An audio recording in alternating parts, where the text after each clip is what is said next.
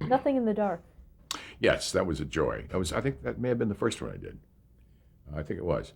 And I had worked with Gladys Cooper, who's a distinguished and elegant British theater and film actress.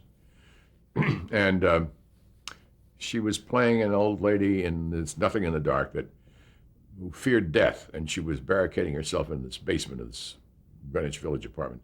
Wouldn't let even a delivery man deliver groceries. She had double, triple padlocks. And one night she's awakened by the cry and shots outside, and she looks out through a little crack, and she sees this young cop lying in the snow, bleeding. And he's saying, help me, help me. She says, I can't. And he works on her, and she, against her terrors, opened the door, pulls him in, closes the door, double padlocks it. And the rest of the story is that she nurses him back, and they have a sort of age and youth, almost love affair. It's just, they have this great bond, this sweetness that went on. And she got to loving him and taking care of him. He comes back to health.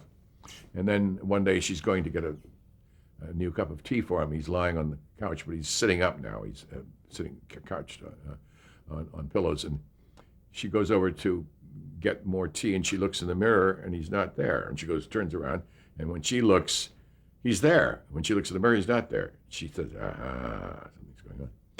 And she's right away aware that there's something. So this is a wonderful, again, Serling-esque. It was written by George Johnston, but it was a storyline that Serling had set up. And so the whole lovely thing was that there was this thing, and he was able to take her and give her his arm and make her walk out of there. So it was Mr. Death.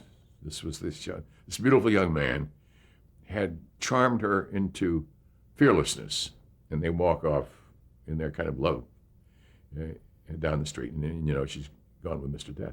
Well, it's a beautiful script. And so the perfect people were, have I told the story about Redford being cast? No?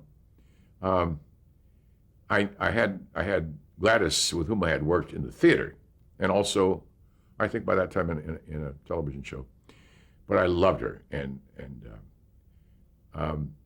she was a very tough lady in a lot of ways, but just a great trooper.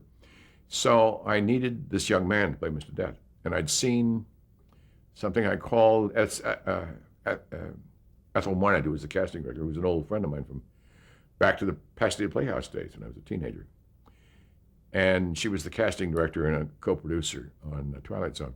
And I said, who was that terrific kid who had that scene last night on Playhouse 90, which you cast with Charles Lawton? She said, oh, his name is Bob something. I don't know his last name. I'll look him up and get him to you. She called back. She says, his name is Redford, Bob Redford, and he's going to turn up at your office at 2 o'clock for a reading. So he read, and I said, okay, and that's very good. I'd like to have you read with Gladys Cooper, because she's really the star of it. And he said, oh, I'd love to meet Gladys Cooper.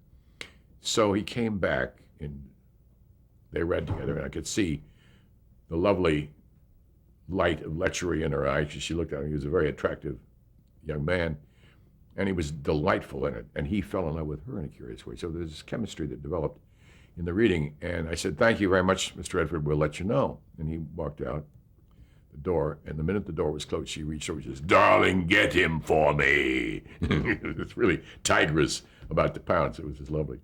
And so that was in it. That was in the play.